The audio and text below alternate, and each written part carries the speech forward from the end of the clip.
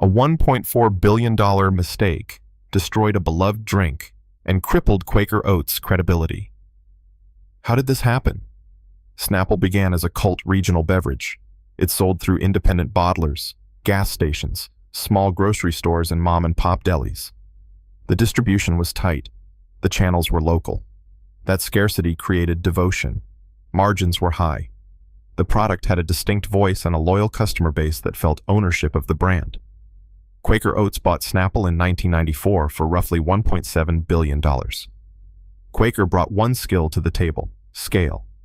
Its expertise was getting products onto supermarket shelves, into national vending programs, and in big-box chains. Quaker's playbook worked for cereal. It assumed the same mechanics would work for a niche beverage. Quaker made a clear decision. It would transplant its mass-market distribution model on top of Snapple's network. The company prioritized reach, shelf density, and national accounts over the brand's existing channel strategy. The goal was immediate growth. Executives told sales teams to widen distribution into supermarkets, convenience chains, and national vending partners. At first, momentum followed the plan. More stores stocked Snapple. Sales volumes rose. Executives took the early bump as validation. The board and corporate teams pushed harder to scale. Inventory allocations increased. Marketing supported broader distribution. The warning signs appeared quickly. Sell-through rates slid in the new channels. Bottles sat on supermarket shelves and in vending machines longer than in the regional outlets that had made the brand scarce and desirable. Local bottlers and independent retailers that had turned product quickly found their orders cut or rerouted. Returns and markdowns climbed. Quaker reacted with familiar remedies. It expanded promotions. It cut prices. It moved product with discounts and display deals suited to supermarket economics. Those moves sunk margins. They also reshaped consumer perception. A drink that had commanded a premium suddenly ran in price promotions next to commodity sodas.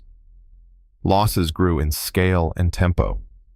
Local markdowns and logistics overruns created modest but widening losses in key markets. Quaker increased promotional spending to compensate.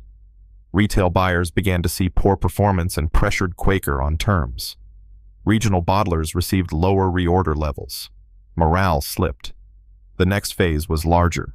National distribution poured inventory into low-velocity outlets. Waste and returns spiked. Marketing budgets ballooned as corporate tried to prop sales. Margins deteriorated across regions. Independent bottlers faced plummeting orders.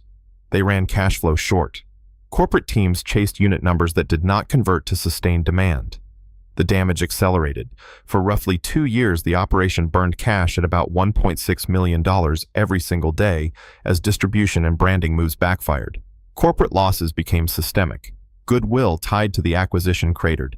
Quaker's leadership faced mounting internal and external pressure. Store managers complained about promotional overload. Loyal customers noticed a diluted brand voice and availability that felt generic. The crisis hit a tipping point. The cumulative damage became a roughly $1.4 billion hit to Quaker's balance sheet and reputation. The board demanded decisive action. Leadership changes followed. Quaker began write-downs and prepared to divest. The company accepted that mass-market tactics had destroyed what made Snapple valuable originally: its channel fit and community-rooted identity. Quaker sold Snapple in 1997 for around $300 million. The sale crystallized the loss relative to the purchase price. Shareholders and the market punished Quaker. The company's reputation for managing consumer brands suffered long-term damage.